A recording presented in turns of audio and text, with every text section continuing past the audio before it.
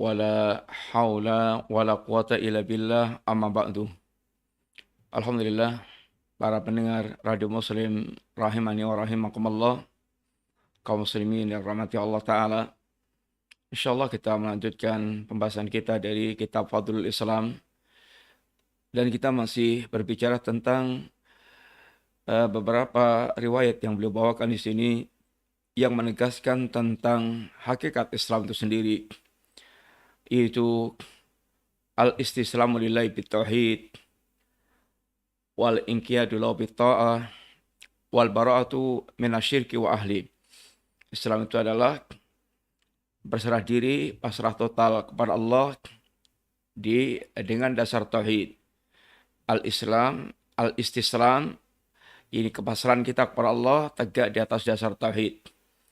Kemudian wal inqiyadu lahu bitta'ah, dengan kita mentaati Allah, mengikuti syariat ajaran Allah Subhanahu wa taala, dan kita wal bara'atu minasyirki wa ahli, kita bara'ah, berlepas diri dari perbuatan syirik dan para pelaku yakni syirik. Kemudian setelah beliau bawakan nas Al-Quran berkaitan dengan orang-orang mereka dianggap membenci mila Ibrahim dengan tidak mentauhidkan Allah Subhanahu wa taala, maka beliau bawakan tentang hadis Khawarij. Wa fihi hadithul Khawarij wa qad taqaddam, dan di sini ini hadis tentang orang Khawarij yang telah berlalu. Dan hadis tentang Khawarij seperti yang telah berlalu dibawakan hadis Nabi tentang Khawarij, yamruquna minad din kama yamruqus sahmu minar ramiyah thumma la yaudun. Mereka lepas dari agama ini, melesat dari agama ini seperti lepasnya anak panah, la yaudun, yang tidak akan kembali. Padahal Khawarij ini tahkiruna salatakum ma salatihim wa qira'atakum ma'a qira'atihim. Mereka orang Khawarij yang dikatakan Nabi mereka orang yang lepas dari agama sebagaimana lepasnya anak panah. Padahal fenomena yang ada pada orang Khawarij ini adalah orang-orang yang mereka salatnya Masya Allah, puasanya Masya Allah, sampai Nabi mengatakan, kamu para sahabatku karena akan menganggap salat kalian dan puasa kalian tidak seberapa. Mereka sedangkan bersama dengan salat mereka yang luar biasa, bersama dengan ibadah mereka yang luar biasa, Nabi katakan, yamruquna minad din kama yamruqus sahmu minar ramiyah. Mereka lepas dari agama sebagaimana lepasnya anak panah dari ini busurnya. Perhatikan di sini, bagaimana Khawarij, orang Khawarij, ini kelompok yang mereka memberontak kepada Ali bin Abi Thalib, dan kemudian di antara pikiran mereka adalah mengkafirkan Ali bin Abi Thalib dengan beberapa alasan yang mereka sampaikan, sebagaimana ketika Ibnu Abbas berdialog dengan orang-orang Khawarij. Alasan mereka mengkafirkan Ali, yang pertama, Ali dianggapnya tidak berhukum dan hukum Allah SWT. Maksudnya adalah Ali ketika berdamai dengan Muawiyah, Ali mengutus hakim ini Abu Musa al-Asy'ari, kemudian Muawiyah mengutus Amr bin As, keduanya berunding kemudian mendapatkan kesepakatan. Begitu mereka berunding, Khawarij maka menyatakan keluar dari kelompok Ali dan memberontak dan mengatakan Ali telah berhukum dengan hukum manusia dan tidak lagi berhukum dengan hukum Allah SWT. Maka mereka kafirkan, sedangkan ayatnya adalah wa man lam yahkum bima anzalallah fa ulaika humul kafirun. Barang siapa yang tidak berhukum dengan hukum Allah maka dia telah kafir. Maka mereka kafirkan Ali dengan ayat tersebut, dan ini menunjukkan tentang ini kebodohan mereka. Yang kedua, Ali dikatakan kafir karena Ali memerangi Aisyah dan tidak menawannya dan tidak mengambil ghanimahnya. Yang ketiga, Ali dikatakan kafir karena Ali telah yaitu melepaskan gelar Amirul Mukminin. Sehingga kalau tidak gelarnya Amirul Mukminin berarti Amirul Kafirin. Maka dengan kedangkalan seperti ini mereka kafirkan Ali bin Abi Thalib. Didebat oleh Ibnu Abbas satu persatu dengan membawakan ayat-ayat Allah SWT. Di antaranya Ibnu Abbas membawakan ayat tentang larangan ihram. Larangan ketika orang sedang ihram. Baik ihram haji atau ihram umrah, maka di antara larangannya adalah berburu. Ketika orang mereka berburu melanggar larangan ihram, maka keputusan dendanya diserahkan kepada dua orang hakim di antara mereka. Demikian pula ketika rumah tangga di ujung perceraian, maka diperintahkan agar masing-masing pihak laki-laki perempuan mengutus hakim di antara mereka untuk membicarakannya sehingga terjadi lagi perdamaian atau keputusan yang mereka ambil. Apa keputusan yang mereka akan ini putuskan. Tentu urusan darah kaum muslimin, kelompok Ali Muawiyah, jauh lebih maslahat, lebih besar kepentingannya dibandingkan dengan darah kelinci sebagai denda atas pelanggaran ihramnya. Kemudian urusan untuk kembalinya berdamai dua orang yang berumah tangga. Tentu urusan perdamaian dua kelompok besar, Ali dan Muawiyah, lebih utama dibandingkan dengan dua orang yang akan cerai rumah tangganya itu. Maka ayat ini menunjukkan bagaimana Allah memerintahkan untuk mengutus hakim di antara manusia, dan itu bukan berarti berhukum dengan hukum manusia. Adalah perintah Allah Ta'ala. Maka yang pertama terbantahkan. Yang kedua, tentang memerangi Aisyah dan tidak menawannya, kata Ali, siapa yang berani menawan Aisyah? Lalu menjadikan sebagai budak. Mengambilnya sebagai budak, lalu memperlakukan sebagaimana tawanan biasanya, berarti dia tidak menganggap Aisyah Ummul Mukminin. Sedangkan tidak menganggap Aisyah Ummul Mukminin, dia adalah kafir. Siapa yang berani? Gugurlah kemudian apa yang mereka ini katakan tentang Ali bin Abi Thalib. Yang ketiga, Ali menanggalkan gelar Amirul Mukminin. Maka kata Ibn Abbas, orang yang lebih baik daripada Ali, yaitu Rasulullah SAW, pernah menanggalkan gelar Rasulullah dan beliau tetap Rasulullah. Beliau tetap Rasulullah. Yaitu pada saat perdamaian, ingin mencapai perdamaian antara Nabi dan orang Quraisy. Perjanjian Hudaybiyah. Nabi menghapus gelar Rasulullah karena mereka tidak mau dengan gelar Rasulullah. Kalau mereka mengakui gelar itu berarti selesai urusannya. Maka Nabi hapus itu gelar Rasulullah dan beliau tetap Rasulullah. Maka semua syubhat yang mereka lontarkan telah dibantah oleh Ibn Abbas. Dengan demikian menunjukkan betapa dangkalnya orang-orang Khawarij. Betapa ini berapa bodohnya orang Khawarij. Kemudian dari sini, orang Khawarij itu, Masya Allah, kalau berkaitan dari sisi ibadah luar biasa. Sampai Nabi mengatakan ibadahnya orang-orang para sahabat Nabi tidak seberapa dibandingkan dengan ibadahnya orang-orang Khawarij. Tetapi bersama itu, Nabi mengatakan mereka telah keluar dari agama. Ini mereka melesat di agama, sesat, sebagaimana melesatnya anak panah dari busurnya. Di sini rahasianya adalah bahwasanya orang-orang Khawarij mereka tidak menjadikan Al-Quran dan As-Sunnah sebagai hakim di antara mereka, sehingga mereka tidak betul-betul mengikuti apa yang diajarkan Al-Quran dan As-Sunnah. Maka ini dikatakan Nabi dengan yamruquna minad din kama yamruqu sahmu minar ramiyah. Mereka mengikuti hawa nafsu mereka. Ibnu Abbas bagaimana ketika membantah orang Khawarij dengan ayat-ayat yang menunjukkan bagaimana seorang muslim harus terikat dengan Al-Quran dan As-Sunnah. Sehingga nampak sekali bagaimana Khawarij mereka sekedar menggunakan hawa nafsu mereka. Sekedar menggunakan pengekor kepuasan hawa nafsu mereka. Maka di sini nampak bagaimana yaitu lepasnya mereka dari agama Allah SWT lepasnya mereka dari tuntutan untuk mengikuti Al-Quran dan As-Sunnah Nabawiyah, maka dikatakan Nabi, yamruquna minad din, kama yamruqu samu minar ramiyah. Mereka lepas dari agama seperti lepasnya anak panah dari busurnya. Sedangkan orang Khawarij ini, Masya Allah, ketika Ali ditanya, apakah mereka orang munafik? Kata Ali, al-munafikun la yadhkuruna Allah illa qalilan. Para munafik itu tidak ingat kepada Allah kecuali sedikit.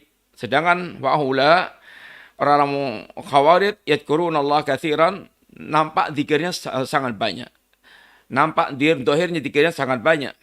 Tapi kenapa dikatakan yamruquna minad din? Mereka keluar dari, atau mereka lepas dari agamanya. Mereka dikatakan yamruquna minad din, lepas dari agamanya. Di sini perlu kita lihat, perlu kita perjelas, maka bahwasanya Islam tidak semata-mata ini nisbat kita kepada agama ini, enggak semata-mata dengan salat dan ini membaca Quran. Bahwasanya Islam itu bukan semata-mata mengatakan dirinya Muslim, dia salah Muslim, dia sudah salat, dia membaca Quran. Tidak cukup, tetapi wajib untuk mewujudkan hakikat Islam.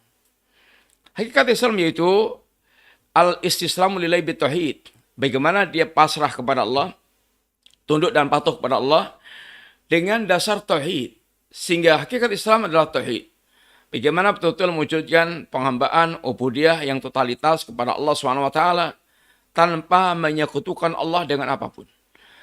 Seandainya orang menisbatkan diri kepada Islam, kelihatan salat, kelihatan puasa, kelihatan zakat, kelihatan haji, tapi dia musyrik, maka tidak layak atau tidak ini ada manfaatnya apa yang telah mereka tunjukkan dari amalan-amalan tersebut, penisbatan mereka kepada Islam. Karena mereka tidak mentauhidkan Allah SWT.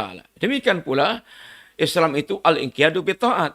Bagaimana dia tunduk, patuh, mentaati syariat yang diajarkan oleh Allah SWT, sehingga dia betul-betul hawa nafsunya berjalan sesuai dengan apa yang menjadi tuntutan Al-Quran dan As-Sunnah. Maka ketika seorang tidak mentauhidkan Allah, ketika seorang dia tidak berjalan di atas syariat ajaran Allah, maka di mana Islam? Di mana al-istislam lillahi bitauhid? Di mana kepasrahannya kepada Allah di atas tauhid? Di mana al-inqiyatu bitta'ah? Di mana mereka ketunduk patuhannya dengan syariat Allah SWT? Maka dibutuhkan Islam itu kejujuran mereka untuk mentauhidkan Allah dan tunduk dan patuh terhadap syariat ajaran Allah SWT. Kemudian berikutnya beliau membawakan di riwayat yang lainnya,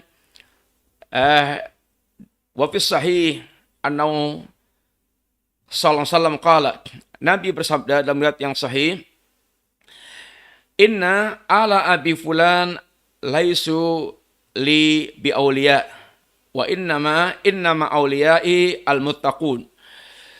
Sesungguhnya keluarga Abu Fulan bukanlah wali-waliku, tetapi sungguhnya wali-waliku adalah orang-orang yang mereka bertakwa kepada Allah Subhanahu wa taala. Riwayat ini beliau bawakan berkaitan dengan untuk menegaskan tentang hakikat Islam, bahwa annal mujarrad qarabatal intisab, bahwasanya semata-mata hanya hubungan kekerabatan terhadap Nabi, maka layak nggak cukup untuk menegaskan dirinya Muslim. Nggak cukup hanya dengan nisbat saya kerabatnya Nabi, saya anak turunnya Nabi, saya ini cucunya Nabi, anak cucunya Nabi. Nggak cukup. Tapi yang namanya ini perwalian dalam Islam, yang paling utama adalah ikatan ketakwaan. Maka dikatakan oleh Nabi, innama auliyai al-muttaqun. Yang menjadi wali-waliku adalah orang mereka bertakwa kepada Allah SWT.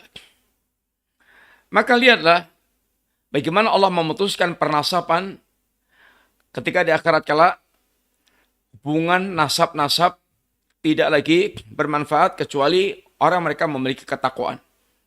Faidha nufikha fis-sur fala ansaba bainahum. pada saat ditiupnya sangkakala, maka tidak ada lagi hubungan nasab-nasab. Yani tidak akan lagi manfaat nasab-nasab. Nasabnya istri dan anaknya Nuh tidak bermanfaat bagi Nuhnya, tidak bermanfaat bagi istri dan anaknya yang tidak memiliki ketakwaan. Bapaknya Nabiullah Ibrahim, nasabnya dengan Ibrahim tidak bermanfaat bagi bapaknya sekalipun. Sebagaimana pula yaitu Abu Lahab, sang pamannya Nabi, dan Abu Talib, pamannya Nabi juga, nasabnya Nabi tidak lagi memberikan manfaat pada mereka karena mereka tidak masuk golongan orang mereka bertakwa kepada Allah SWT. Sehingga al-ibrah bitaqwa, al-ibrah adalah dengan takwa kepada Allah Ta'ala. Hakikatnya itu adalah dengan takwa kita kepada Allah Ta'ala. Maka Allah menegaskan, inna akramakum indallahi atqakum. Yang paling mulia di sisi Allah di antara kalian adalah yang paling bertakwa kepada Allah SWT. Dan kemudian Nabi menjelaskan siapa yang wali-wali Allah? Wali Allah al-muttaqun. Orang yang bertakwa kepada Allah Ta'ala. Maka dikatakan Allah pula dalam ayat bahwasanya ala inna awliya Allah la khaufun alaihim walahum yahzanun. Alladzina amanu wa kanu yattaqun. Ketahuilah bahwasanya wali-wali Allah itu mereka tidak takut, tidak sedih. Siapa itu wali-wali Allah? Alladzina amanu wa kanu yattaqun. Wali-wali Allah adalah mereka yang beriman kepada Allah dan bertakwa kepada Allah SWT. Setiap mukmin yang bertakwa adalah wali-wali Allah Ta'ala. Maka dengan iman dan takwa dia akan diraih derajat yaitu kewalian. Sehingga bukan sekedar dengan pengakuan dakwaan bahwasanya dia memiliki kerabat dengan Nabi, maka hal ini tidak cukup. Abu Lahab bersama dengan nasabnya kepada Nabi, Allah katakan tabbat yada abi lahabi wa tab ma aghna anhu maluhu wa ma kasab sayaslana naran dzata lahab wa imra'atu hammalatal hatab fi jidha hablum min masad. Abu Lahab punya kekerabatan dengan Nabi, pamannya. Beliau paman Nabi. Saudaranya, bapaknya ini Abdullah. Tetapi Abu Lahab adalah wali-wali setan. Memusuhi dakwah, murka dengan Nabi, menyerang Nabi, memusuhi Nabi, suami istri. Maka keduanya Allah turunkan surat Al-Lahab. Celaka kedua tangan Abu Lahab. Tidak berguna baginya apa yang dia usahakan. Anaknya, hartanya nggak berguna lagi buat dia. Dia akan dilemparkan ke neraka yang menyala-nyala. Istrinya pula yang telah membawa kayu bakar, menghidung kayu bakar, dia akan diikat pula di dalam jahanam dengan sabut yang mengikatnya di jahanam. Ini adalah bagaimana Nabi menjelaskan hakikat tentang para wali-wali Allah yang sungguhnya, sehingga ikatannya adalah ikatan ketakwaan, ikatan ketaatan kepada Allah SWT. Islam itu tauhid dan ketunduk patuhan terhadap syariat ajaran Allah SWT. Oleh karena itulah dikatakan di dalam sebuah perkataan yaitu Ibn Rajab mengatakan amruk mal insanu illa bidini. Demi umurmu bahwa manusia itu hakikatnya dengan agamanya. Hakikat manusia dengan agamanya. Fala tatruki taqwa ittikalan ala nasab. Maka jangan Anda tinggalkan ketakwaan karena bersandar kepada nasab. Yang wajib diusahakan takwa. Karena hakikat seorang itu dengan agamanya. Bukan dengan nasabnya. Sekedar nasab maka tidak akan memberikan manfaat ketika nanti berhadapan dengan keputusan Allah Ta'ala. Laqad rafa'al Islam Salman Farisi. Islam telah mengangkat Salman Al-Farisi dari negeri Persia, tidak bernasab dengan nasab Arab, tidak bernasab dengan nasab Nabi, tapi diangkat oleh Allah dekat dengan Nabi karena Islam, karena ketakwaannya. Wa qad wada'a syirku asy-syaqiyya Abu Lahab. Sedangkan syirik telah merendahkan, menjatuhkan Abu Lahab yang memiliki kekerabatan dengan Nabi. Maka sekedar kekerabatan nggak bermanfaat. Yang menjadikan seorang itu bermanfaat ikatannya dengan yaitu Nabi adalah ketakwaan mereka. Takwaan mereka lah yang akan menjadikan seorang dia menjadi wali-walinya Rasulullah Sallallahu Alaihi Wasallam. Kemudian riwayat yang juga beliau bawakan di sini adalah diantaranya wa fi aidan Anas juga riwayat dari Anas anna Rasulullah dzukira lahu anna ba'd sahabah qala, diceritakan kepada Nabi ada sebagian sahabat mengatakan amma ana fala aqilu lahm, adapun aku tidak akan makan ini daging. Amma ana fa'aqumu wala anam, yang satu lagi mengatakan saya tidak akan salat malam dan tidak akan tidur. Wa qala akhar amma ana fala atasawwaju nisa, saya tidak akan menikahi ini para wanita. Wa qala akhar amma ana fa'asum wala uftir, aku akan berpuasa dan aku tidak akan ini berbuka. Ya, ada orang mengatakan saya tidak akan makan daging. Saya akan salat malam tidak tidur. Saya tidak akan menikahi wanita. Saya akan puasa tidak berbuka. Rasulullah SAW mengatakan apa? Lakini aqumu wa anam wa asum wa aftir wa atasawwaju nisa wa aqil lahm. Adapun saya salat malam, saya tidur, saya puasa dan berbuka, saya menikahi wanita, dan saya juga makan daging. Faman raghiba an sunnati falaysa minni, barang siapa yang benci dengan sunnahku maka dia bukan golonganku. Lihat di sini bagaimana Nabi mendidik kita kepada Islam. Islam itu tauhid dan ittiba'us sunnah. Islam itu tauhid dan mengikuti sunnah, mengikuti ajaran yang diajarkan oleh Rasulullah Sallallahu Alaihi Wasallam. Islam ini adalah tauhid dan sunnah.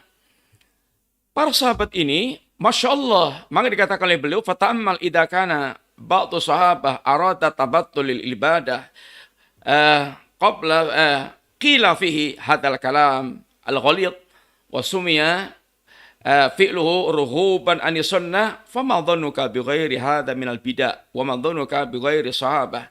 Lihat, kamu coba Anda renungkan. Sebagian sahabat mereka ingin tabattul, ingin membujang dalam rangka untuk beribadah kepada Allah Ta'ala. Ingin meninggalkan sesuatu yang asalnya mubah, tetapi jadikan syariat dalam rangka untuk menyibukkan ini sebagai ibadah. Meninggalkan makan, meninggalkan yaitu tidur, meninggalkan menikahi wanita, meninggalkan daging. Yang asalnya semuanya adalah mubah, perkara yang mubah dan sebagai sunnah. Makan daging mubah, tidak terlarang. Kemudian tidur, tuntutan fitrah manusia untuk dia bisa nyaman, sehat dengan istirahat. Karena manusia adalah fisiknya membutuhkan istirahat. Tidak tidur adalah kezaliman bagi jasad kita. Demikian pula, walaupun alasannya tidak tidur karena sholat malam. Nggak boleh. Puasa juga, Masya Allah, ibadah luar biasa. Tapi kalau kemudian puasa kemudian tidak membuat dia berbuka, tidak makan, maka akan mendolimi dia sendiri. Demikian juga orang mereka yaitu tidak menikahi wanita, maka menjadi fitrah manusia. Islam agama fitrah. Islam agama fitrah. Kalau sahabat mereka melakukan hal ini, meninggalkan sesuatu yang asalnya mubah, bukan bid'ah, maksudnya bukan sesuatu yang mubah, maka karena dia menjadikan sebagai takarub kepada Allah, bagaimana Nabi mengingatkan dengan keras, faman raghiba an sunnati falaysa minni, dianggap dia benci dengan sunnah Nabi. Sunnah Nabi ya tetap tidur, bisa makan apa yang dibolehkan Allah SWT, menikahi wanita. Maka bagaimana dengan ini selain para sahabat Nabi dan mereka melakukan bid'ah? Ma dhannuka bighairi hadza minal bid'ah? Bagaimana dengan berbagai macam bid'ah yang dilakukan oleh manusia tentang syariat agama ini? Wa ma dhannuka bighairi sahabah, dan bagaimana dengan sangat Anda dengan selain sahabat? Sahabat saja yang dekat dengan Nabi, Masya Allah amalnya luar biasa. Begitu mereka melakukan amal yang kelihatan akan menyimpang dari syariat, maka ditegur keras oleh Nabi. Dianggap meninggalkan sunnah. Dianggap benci dengan sunnah. Apalagi kalau kemudian ini selain sahabat. Tentu tegurannya akan lebih keras lagi. Sahabatnya tegur, nggak boleh. Walaupun dalam rangka untuk mewujudkan ketakwaan kepada Allah SWT. Bagaimana dengan ahlul bidah yang mereka lakukan bid'ah-bid'ah sangat banyak. Demikian pula, yaitu amal yang mereka lakukan yang menyesuaikan syariat. Maka Islam itu adalah memurnikan agama tauhid dengan mentauhidkan Allah Ta'ala dan bagaimana betul-betul menegakkan itu ittiba'us sunnah, mengikuti sunnah yang diajarkan Rasulullah Sallallahu Alaihi Wasallam. Demikian yang kita sampaikan pada pembahasan kita kali ini, mudah-mudahan manfaat. Dan tidak lupa kita mengingatkan kepada kawan-kawan semuanya, para pendengar, ini adalah bulan puasa Ramadan, waktunya sangat berkah. Jangan sia-siakan waktunya untuk hal yang tidak bermanfaat, apalagi yang haram.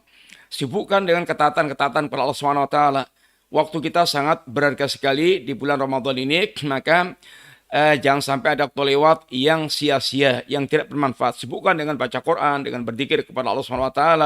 Lisan Anda bagaimana supaya senantiasa basah dengan zikir kepada Allah. Setiap ada kesempatan silahkan buka Quran, mushaf untuk dibaca, sehingga betul-betul manfaat waktunya.